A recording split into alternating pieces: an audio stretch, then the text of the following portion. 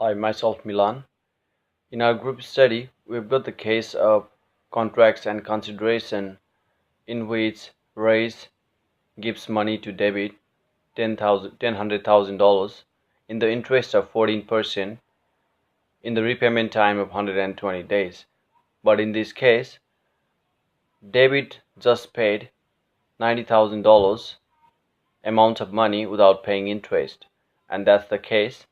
We are going to discuss about consideration, how the contract has been made, and the consideration has been made after the contracts. Thank you. Good afternoon, everyone. My name is Abin. I'm here to present a rules applicable which was applied in this case, Part A.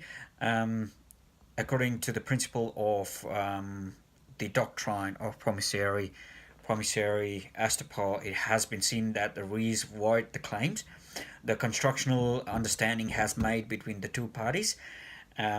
Existing legal relation has explained the liabilities of two parties. I would also like to explain some analysis which we had in this report. In accordance to the case of Flokes versus Beer, promissory needs to pay full amount of money within due date according to the law of Australia.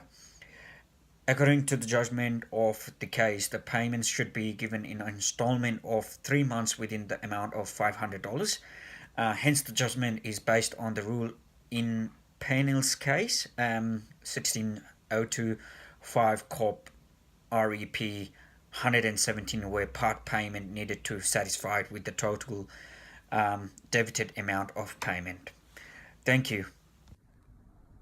Hi, my name is Pranisha, and I'm gonna talk about the role that could be applied in the case of Reese and David.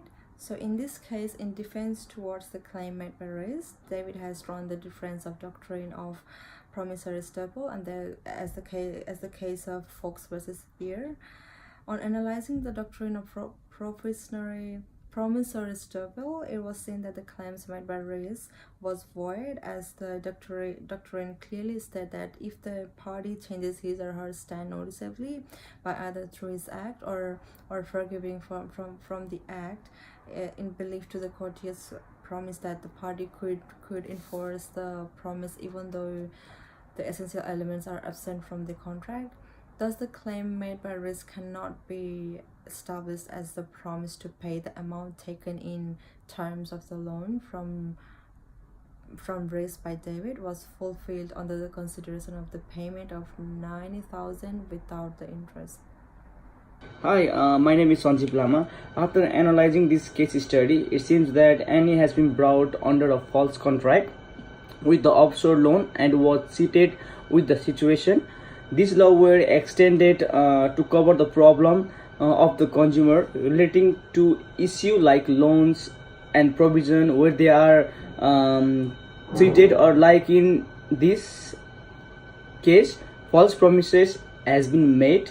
From the case study, it is also seen that the bank has not furnished actual information to the issuer of the loan, which again can be prosecuted under the National Consumer Credit Protection Act 2009, which is again attributed as per Credit Act legislation 2019.